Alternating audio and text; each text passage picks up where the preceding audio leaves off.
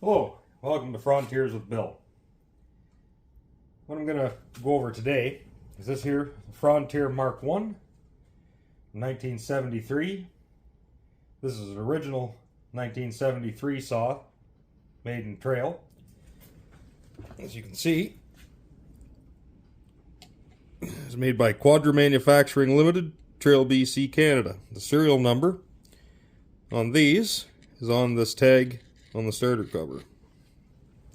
You can always pick out these original saws really quickly by the fact they're a darker color of gold. They're also all flat front saws, so you can tell the fuel caps are pointing out. On the later versions, they would be more in an upright position. I think today we'll take this apart a little bit. I'll show you some features and some things with it. So to start with, we'll pull the clutch cover off. It's 7/16 nut. It's quarter 28 threads.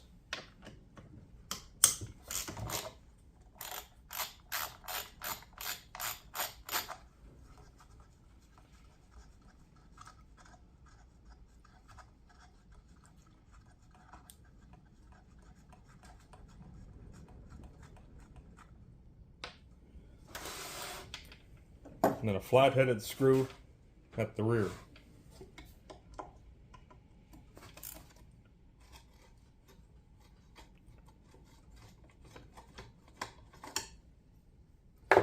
Once those two are removed, this cover should slide right off.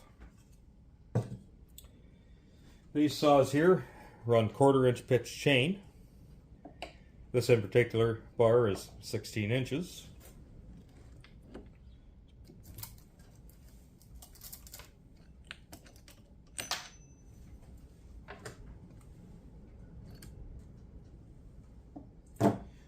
Chain adjuster on these adjusts right out of the center of the bar in the slot.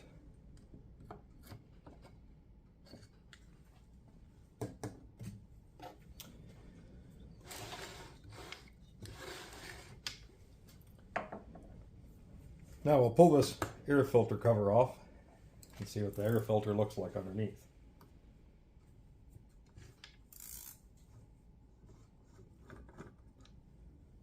Also a flat-headed screw. Slips up from the rear and slides out. And the air filter lifts off.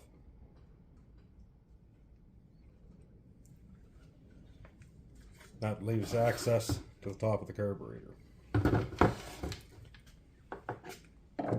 Now, just to see, this is a good running saw. So I think we'll pull the spark plug out and we'll do a quick compression test and have a look just to see what these have for compression.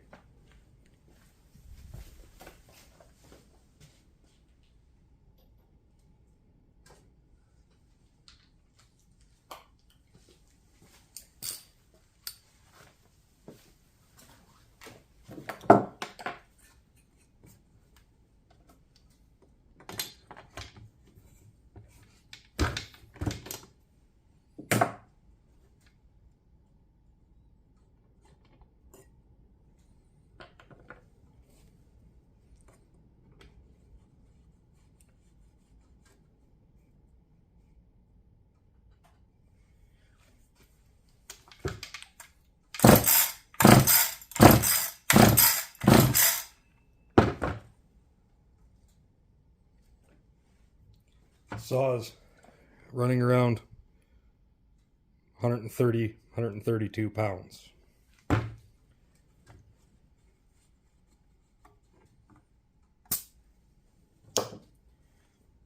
Now I think we'll pull the starter cover off and have a look at the flywheel and coil. Also flat-headed screws.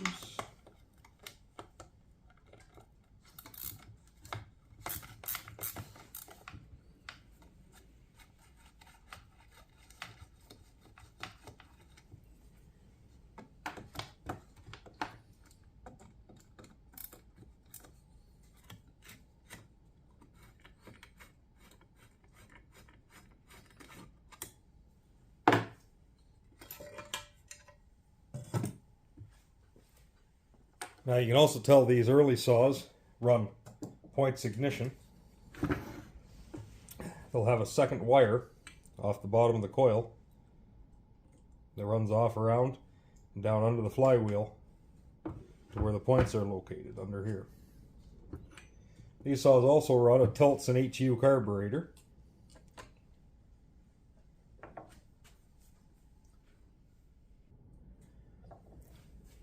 Yeah, good initial starting point for your low and high speed jets. I always start on these in particular carburetors at 2 turns for the low and 1.5 for the high, and adjust from there. The fuel line runs off the carburetor down through the front of the back of the housing and into the tank. These in particular original saws also have a metal throttle. The later saws were plastic. Okay, well, maybe now we'll start to put this back together a little bit. And as we go through it, putting it back together, I'll point out a few little things where over the years I've come across issues with these when they don't run correctly. So the number one thing I always find with these after they've been sitting for a long time is in between the cylinder up under here and the oil tank there's a little duckbill valve. And that little duckbill valve perishes or goes hard. And when it does that, they suck air. And they create an air leak and they won't idle right. Another thing I find is the clamshell of the crankcase is put together using Loctite 515 and 4 screws that come in through the front.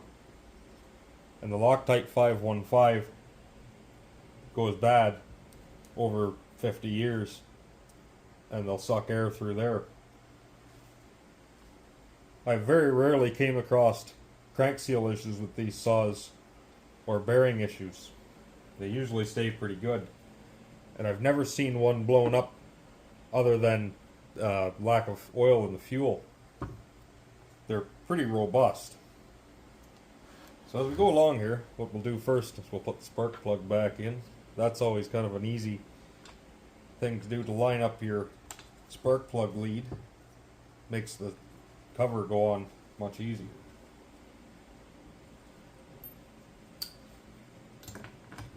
Just get her all snug in. Cap back on. Now we'll take the starter cover,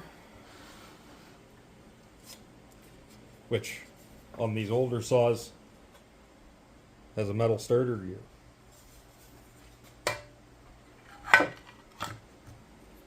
Put it on, little pull to make sure it seats in.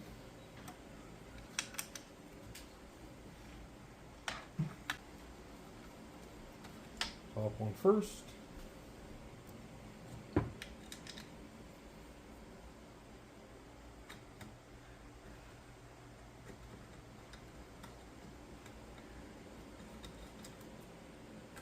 Bottom. We'll tighten them up.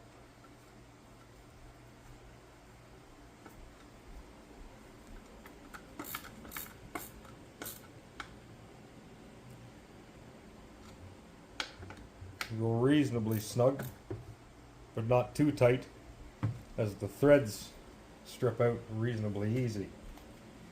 If you're not going to take it apart again for a while and it's good, you should put blue Loctite on those. They do have a tendency to vibrate out.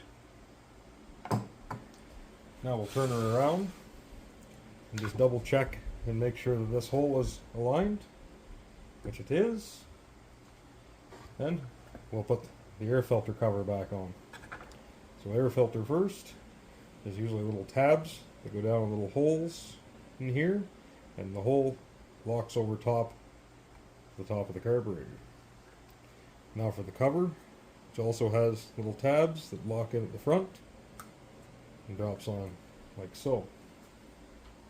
Put the little screw in.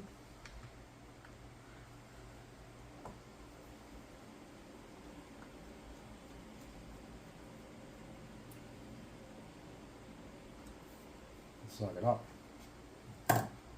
The oiler on these saws works through pulses from the crankcase, pressurizing the oil tank through that small duckbill valve, which forces slight amounts of oil out to oil the chain. There's also a manual override. I've always found this pressure system is only semi-adequate. To oil them well, you have to give them a few pumps. Now I'll put the bar and chain back on. Bar on first. Slide the chain over the clutch drum. Get it roughly into the top rail. Goes on. Then this cover can be replaced. Making sure that the spark plug boot and wire are situated in the right spot.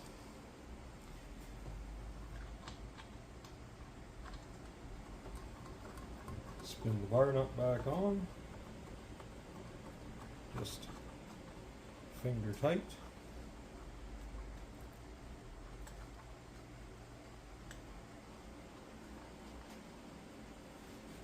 And we'll replace the screw at the rear.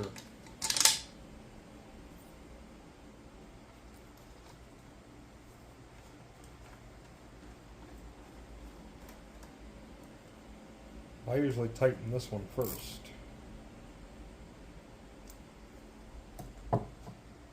Then we'll adjust the chain.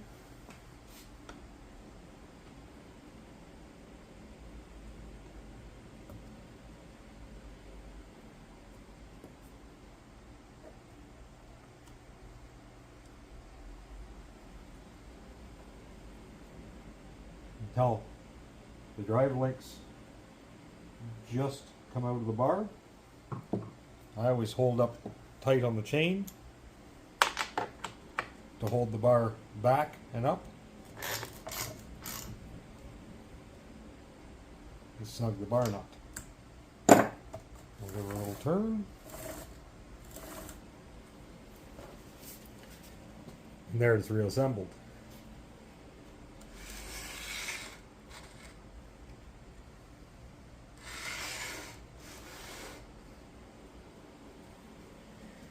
I think that's all I have to say about this in particular saw.